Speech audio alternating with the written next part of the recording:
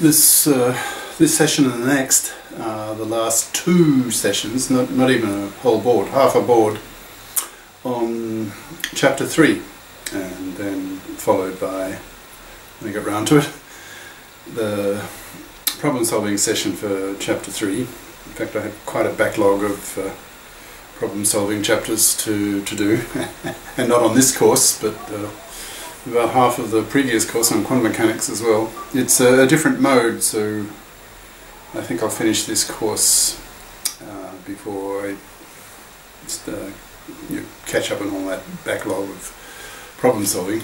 Anyway, to finish off, we started describing a Turing machine, well actually an algorithm, and nowadays this far into the course we pretty well stopped making a distinction between those two, because you remember from previous sessions, previous board, that an algorithm is to be seen from now on as a Turing algorithm. So a step-by-step procedure that a Turing machine implements. And it doesn't have to be a Turing machine, it could be any other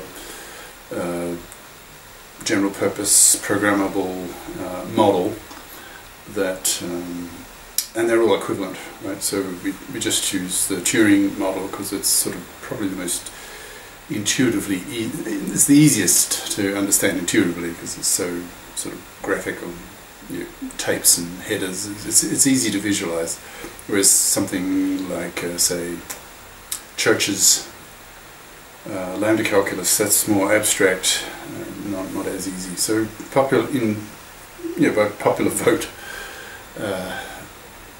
people choose to label this type of modeling Turing, but they're all equivalent. Okay, so we were describing in the previous board a standard format for describing an algorithm, so a Turing procedure, like Turing algorithm.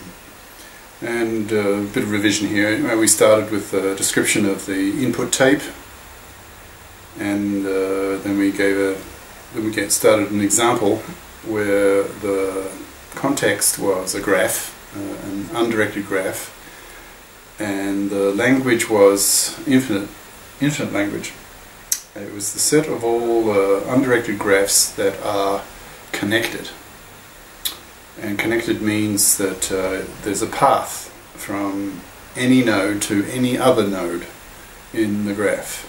Okay, and that's what the Turing machine, that's what the algorithm, the Turing algorithm, was checking for. It was deciding on that language. In other words, any string that goes into that Turing machine is accepted or rejected. Right? By definition, that's what a decider does. That's a Turing machine that either accepts or rejects, and that's it. There's no looping, right? There's no third possibility. You can have a Turing machine that is a recognizer, and what that means is if the string belongs to the set, it has the property that makes it belong to the set, then a Turing machine will find that it will accept that string. But there's a possibility that it might loop. There's this third possibility. So such a Turing machine is not a decider. A decider has only two possibilities: it accepts or it rejects. A recognizer has three possibilities: it can accept, reject, or loop. Okay. Right. So what we're going to do now is pretty well for the last time. You probably now got quite a strong impression from, I've been emphasizing it quite a bit, that we're going to cease talking about the low-level implementation level of an algorithm, or actually how the Turing, an algorithm is a Turing algorithm. And so at the three levels of detail that we talked about in describing an algorithm or Turing algorithm, or how the Turing machine works. There's again, a bit of revision, the full so-called formal description, which describes like every transition rule in the 7 tuple of the Turing machine. Incredibly detailed, tediously detailed. People tend not to do that because there's just too many details.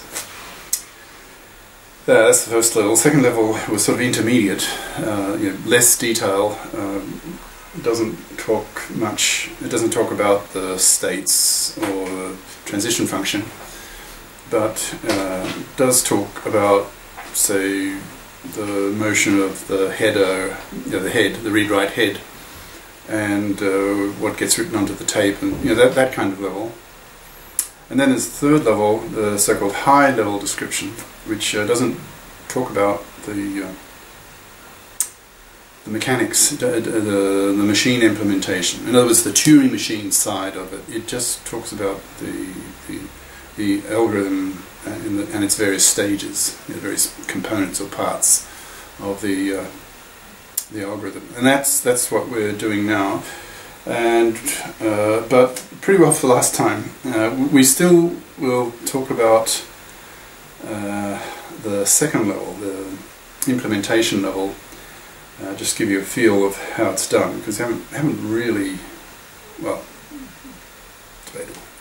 But so in from here, this session, the next, we will talk at implementation, the intermediate level for this problem of deciding, not recognizing, deciding the language, where the strings of that language in code represent graphs, or undirected. There are no arrows on the edges, so undirected, connected graphs.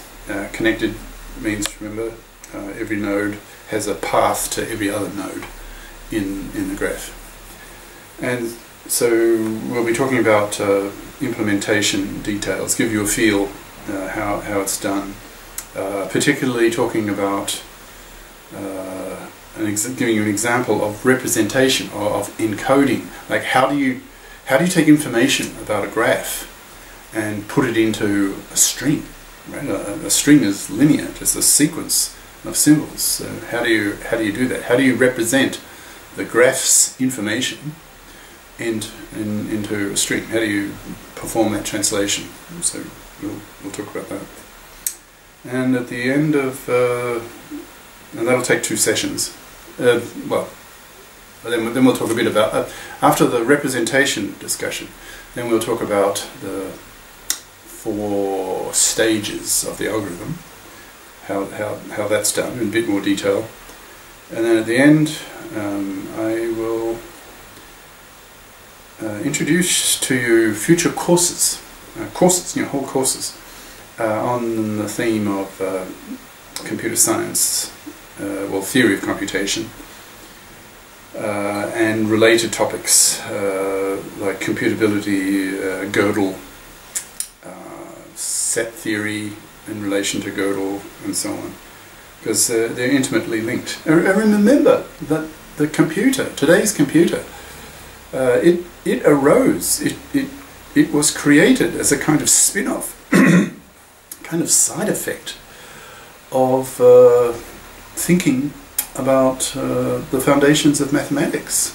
Right? That's how it got started, particularly with Turing, and people were inspired by his concept of the Turing machine, and realized that with the then modern electronics, the 40s, with the electronic valve and so forth, that it would be technically possible to actually build these Turing machine-like devices, perhaps not quite at the very low level of Turing.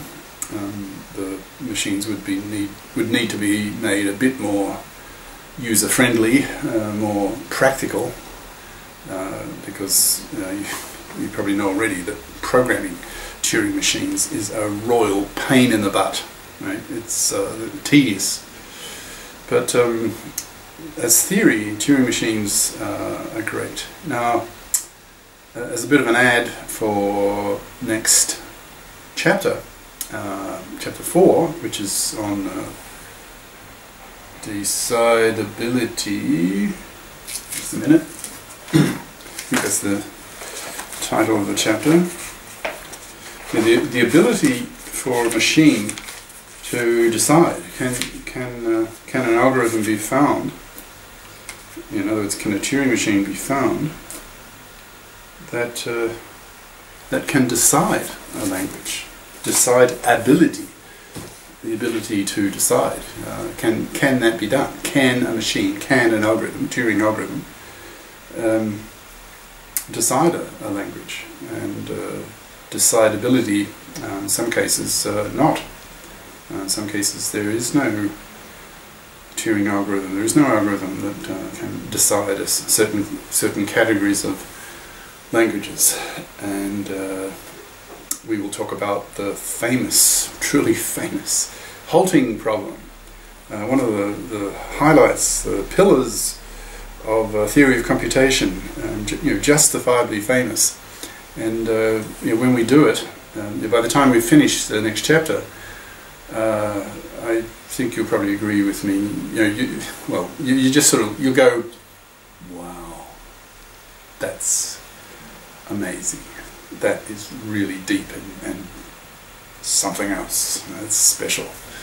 That's certainly the feeling I have when I look at it. So I hope you really enjoy the next chapter. In my view, in my taste, it's the heart of the course. It's the primary chapter, the most interesting and fascinating chapter of the whole course, and in pretty well the whole of the theory of computation. It's as big as that. It's